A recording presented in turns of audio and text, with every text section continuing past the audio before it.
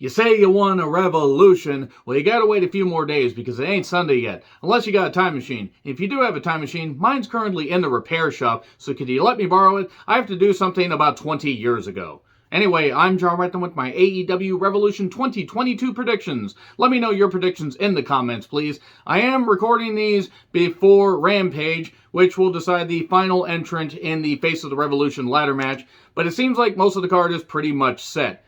And considering that Rampage is going to be live, there's no way of reading the spoilers and finding out, but that's okay. It, creates a little bit of drama for a multi-man ladder match after they just had a casino battle royal on the most recent Dynamite. But anyway, let's think positive. There could be a lot of really good wrestling on this show, which could really be said about any fucking pay-per-view in all honesty, but there's a potential for this to be a pretty damn good pay-per-view. I'm not excited for everything, but I'm excited for quite a bit of it. They did add a couple pre-show matches. Layla Hirsch, legit Layla Hirsch that is, against Chris Statlander. And they've been building this mostly, on Dark and Dark Elevation, a little bit on, the main shows. But I actually forgot that this feud was happening. That being said, I've been impressed with Layla Hirsch. She's done really, really good shit. Anytime she's been in the ring, she really exposed the fact that Jade is not really ready for, the main spot, if you know what I mean. But Layla is really, really good, despite the fact she's only been wrestling for a few years. And Chris Statlander, very, very good. Despite the alien gimmick is not necessarily for me, but she's very good in the ring. I think Layla's going to win here, because I think you need to give Layla something to do, and Statlander could take a loss, and you could build this a little bit more. Maybe you could do, an Andromeda Galaxy on a pole match, except they seem to be getting away from the alien stuff. But I think Layla Hirsch is going to win. And then the second pre-show match, QT Marshall versus Hook. Hook's going to win. I think that's really the only Hook reference I can do. But yeah, Hook's going to win. If it's longer than 5 minutes, I'll be amazed. Hook is going to be really goddamn over. If they do things right, he could be in contention for the TNT Championship in about a year. But bring him along. Have him do stuff like this. He's already showing some poise in the ring. I'm not saying he's perfect. He obviously has a lot of work that he needs to do, but as far as how they're presenting him, it's working. And Hook is going to be QT.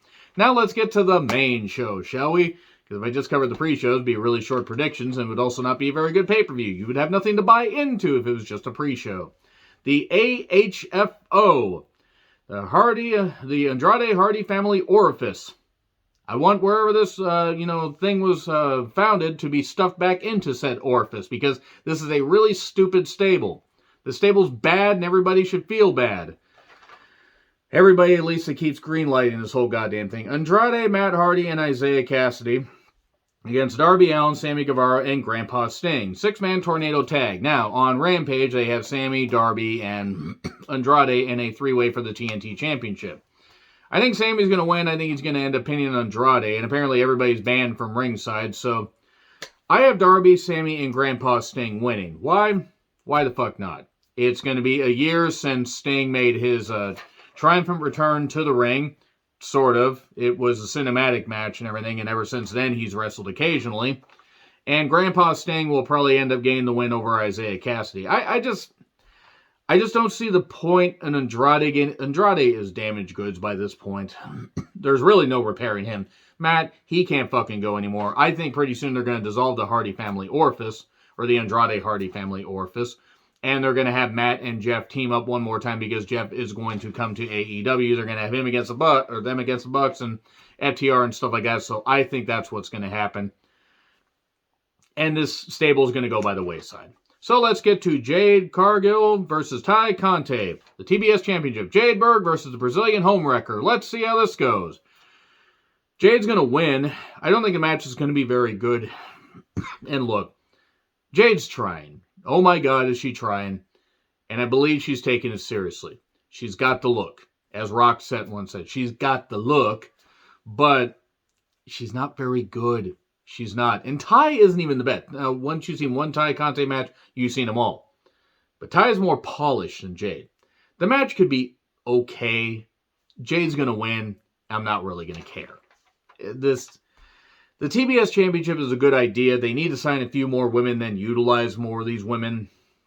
Because I think the last count, it was like 103 men, 25 women for 2 for 2 championships, 25 women.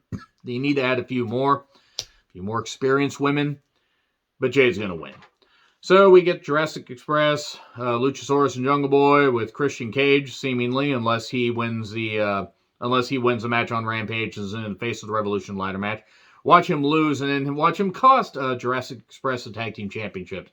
But they're taking on Red Dragon and the Bucks. I think Red Dragon and the Bucks are going to cancel each other out, and I think Jurassic Express are going to win, and Cage will screw them over at some point, because Christian Cage versus Jungle Boy is obviously what they're aiming for. I mean, I don't really care about this. I think the match will be fine, but if it's a typical Bucks match, it's going to be a mess. I have praised some of their matches in the past, but a lot of their stuff is just same video game, span the move bullshit that isn't for me. It's for other people. It's not for me. So I think Jurassic Express. Bryan Danielson versus Jon Moxley. Moxley's first pay-per-view match back. I think he's winning. And then I think we're gonna get an unlikely alliance of Moxley and Danielson. And then we're gonna see, what we're gonna just see what happens from there. Because I don't think them teaming up is the worst idea in the world. And maybe we get a series here, but I think Moxley's gonna win because they're gonna want a big pop for him returning after his alcohol rehab stint, and hopefully he seems to be doing good. And hopefully he continues to do good. He's got a wife, he's got a child, and he's got his health, most importantly. But it's going to be a good match, hopefully. I'm tentative sometimes because Moxley's matches sometimes can dissolve into being the same thing over and over and over. But I'll go with Moxley winning this. Danielson winning I wouldn't be upset about, but I think Mox. So Chris Jericho with Jake Hager, the Proud Boy Cowardful, as I call him, taking on Eddie Kingston with Santana Ortiz. Maybe, kinda. Eddie Kingston's going to win. He should win. If the Insurrection Influencer wins, that's just going to be ridiculous because Jericho has no business being in a wrestling ring. Personal feelings aside, the guy can't go anymore. He had cut 50, 60 pounds. He'd cut a bunch of weight. He still ain't going to be able to go. His body's shot. His promos are shot. He can't go anymore. Eddie Kingston winning. That's the only call they can go with. So watch Jericho win, and it's fucking stupid. So it's also going to cement the fact that Chris Jericho is going full-on heel, though you could argue he's pretty much been a heel his entire run. Even that whole thing with the Inner Circle and the Pinnacle, he really wasn't much of the babyface because, well, let's be perfectly honest, it was hard to root for Chris Jericho. Eddie Kingston wins. And then we get the Face of the Revolution ladder match. Keith Lee, Wardlow with Shawn Spears.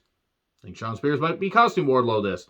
Hobbs, Starks, Orange Cassidy with Trent Beretta, and either Cage or Ethan. So if Ethan's in, it doesn't matter whether it's Ethan or whether it's Christian Cage that's in there. I got Keith Lee winning. Why? Why the hell not? I thought they were going to include a 7th person. If they include a 7th person, they could have just bought out the last few days of Jeff Hardy's no compete and had him in a ladder match. Because Jeff Hardy in 2022 in a ladder match, that doesn't sound dangerous. They could pull the rabbit out of their hat. Watch me pull the rabbit out of my hat, Rocky. And have Cesaro, the former Cesaro, in there. But I think Cesaro will stay away and hopefully do some indie stuff and just, get a good body of work going like he didn't have a good body of work in WWE. I have Keith Lee winning. Unless they suddenly pull a shock and have that shock win.